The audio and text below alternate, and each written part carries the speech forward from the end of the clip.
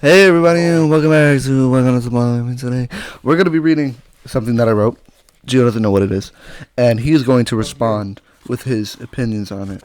Alright, so it's very free, it's very wild, but if there's any confusion, I can clear that up too. Okay? Please. Blessed, they say, are the forgetful. Nay, blessed were they. My phone dings, and I am reminded of it. And why would I have checked it if it weren't for the ding? Whatever is in the forefront of your mind eventually folds to necessity, and what eludes you should not be regarded as real. The thing with memory is that if it exists, it does. And if it doesn't, it never did. A memory is all you forget. A mind is all that is. Meditation, then, is the art of consuming the world. Like a snake that in a circle bites its tail until it vanishes, into one stomach of reality, then again to be hurled up. Life is a meditation. He was never a wise man who kept all his wisdom. No use remembering voids, better to fill them with use. Nay, better to still have so many voids that what is flows through you. That is bliss. Like how a dream doesn't stop, it doesn't matter, because how much does you in the past care of hourly seconds consumed? It is because dreaming is the same as death, and in floating and absurd motherly wisdom, things of peril float only still because they can handle on this narrative plane, being the art of tragedy. Otherwise, the universe would kill itself and everything behind it. Any questions yet? Any comments? I think that was very good. Yeah. I think, you know what? And it made me tired. It made me yawn because I listened to it, and it sounded like a story. And when your writing sounds like a story, you can relate so much to it because it's everyone's story. Mm-hmm. What you told there, what you wrote there, if you can make somebody else feel as if you wrote the universal truth, and that's truly what I believe, is that's the universal truth, what you wrote, that the mind comprehends exactly how you just wrote it out. It's amazing. Because I was thinking as you were reading it, it's like I was relating it to a story. Mm-hmm. Because it wasn't a story about your life, but it was. It wasn't a story about my life, Story about everyone's life. but it was. Exactly, and it feels like it was a story, something my grandmother would read to me, except I could understand every single word. Mm-hmm. It's just What does the story feel like to you? nostalgia. Nostalgia? To me, it feels like a fever dream.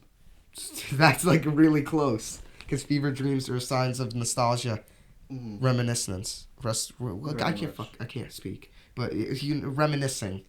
We're gonna use the current tense. You want me to continue? Please. Fear controls love. So when you fear, have the courage. And no longer was one afraid who faced a mighty whole. 83. In other words, forget about it. And then here, I went more to more imagery, right? Because imagery, really, it's crazy how much images help you think. You know, words are always so limited. Especially when you combine the two. Yes.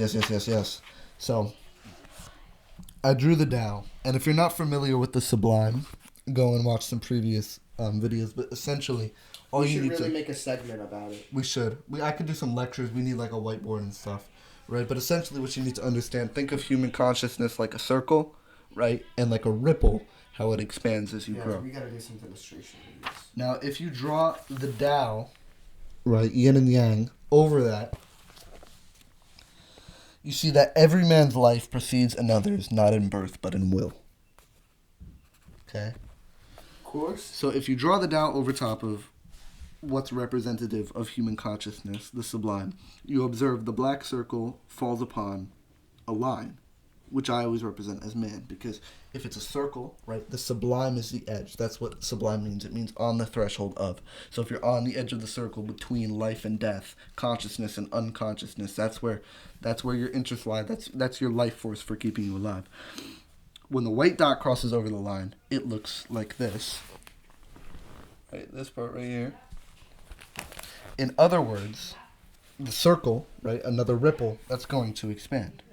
So potentially, as black represents an opposing force, the white circle represents a consciousness of the dead self, of the non-existent, aka forgotten minds of perilous wise men. Bliss. Do you know what it looks like? What's It looks like the heliocentric model. What's that? It looks like the planetary system. Well, that would make sense. Everything is revolving. And it's important to imagine it, revolving in a circle like that. And the dots showing clear markouts. Very Now, much. the Tao, you see the symbol in traditional Japanese art. Why do you think... I'm going to say why I think first. I think they knew more Absolutely. truth. Absolutely. And all. The things we're seeing today are starting to prove the moon landing. Because they practiced it. You'll never be able to understand what a monk is saying. Someone who took a vow of silence and meditated for 10 hours a day. Can I read you a parable from this book that I read today? That was just beautiful, connected to this and connected to all things. Oh my God. This was... But do you know what I mean? They knew so much more about the solar space Yes. around them. Yes. The use of it. And I don't mean scientifically. I mean mentally. They were content. Contentness is a big word that I would like to use because I'm looking for... what I'm looking for is to be content. Because on this next page, I have this image of man with a guy with 4 eyes. So, in traditional mythology, right? And you're saying, how they knew more. They had a more inexplicit knowledge. Because man's primary existence, right? His primal mind observes things in relation, right? It's about sensory, right? It's only when you have science that you take things and you say, okay, this is a couch. What is the couch made of? The couch is made of atoms. But when it's sensory, when you don't have all that, right? The traditional man feels it. That's why they exaggerate the senses. 4 eyes instead of 2. 4 ears instead of 2. 4 legs instead of 2. Right? Think of man as limited to a god. That's why you see in Eastern philosophy, right? They always have all the arms and shit. Right? That's why. Painted like an octopus, yeah. Painted like an octopus. So I'd say that 4 is a depiction of a god's heightened sensory that deliberates belief and consciousness, right? So that makes 4 is God, 2 is man. 2 times 2 is 4. 2 men can unlock wisdom, the will of God. 4. 2 men. 8. 2 men. 4. 4, 3, 8, 4. 4, 3, 8, 4. Mm-hmm. Wait, 42 though. Mm-hmm. 42. And I'm pretty sure I searched up the significance of that number. I was about to say, Yeah. That's why I said that. Right. Mm-hmm. 42. You know what? What? Somebody told me their favorite number is 42 once. Who was it? You want to take the mic? Somebody told me their favorite number is 42 once. I was talking to this guy in Walden, and he was like, "Hey man, you see my fucking pigeon?" I told you about this, I thought. Yeah. And I was like, "No, I didn't see it." And I got a picture because I used to play Pokemon Go. I used to be... I don't know what I used to do. I don't even have any recollection. Okay, you were a pussy. Yeah, I feel like... Yeah, pretty much. I feel like when I die and go back to the thoughts, I'm going to love it. I'm going to love the moments where I was a pussy, you know what I mean? Yeah. It's going to be great. But I don't know. I remember it, and he was on some crazy shit, but I just knew the number 42 because he was like, "You see my pigeon, man?" I was like, "Oh my God, there's a pigeon right next to me." It was like coming up to me. It's going like a foot, like pigeons do, like pigeons doing the head nod. And I was like, I had a shiny Aerodactyl. If anybody knows Pokemon Go, about 1200 CP was a pretty high CP. I caught that bitch. And I was like, let me take an AR snapshot because my gallery storage was full, but my Pokemon Go storage for camera wasn't full. So I was like, damn, there's a pigeon. So I'm going to take a picture of my Aerodactyl next to his cousin, the pigeon, in the real world using AR. Anyways, I take the picture. This guy comes out, front door of an apartment building. "You see my fucking pigeon, man? You see my fucking pigeon? You see my fucking pigeon, man?" I was like, "No, I didn't see your pigeon." And then he was like, know what my favorite number is? I was like, what? He was like, 42. And he was like, oh, my pigeon, man. I just walked away, bro. I'm pretty sure I went to Stewart's and got some Reese's peanut butter cups. Okay, so. We're going to hit the gym after this and film it. Okay. You're shaking the camera with your foot. My fault, cuh. Let me see the mic.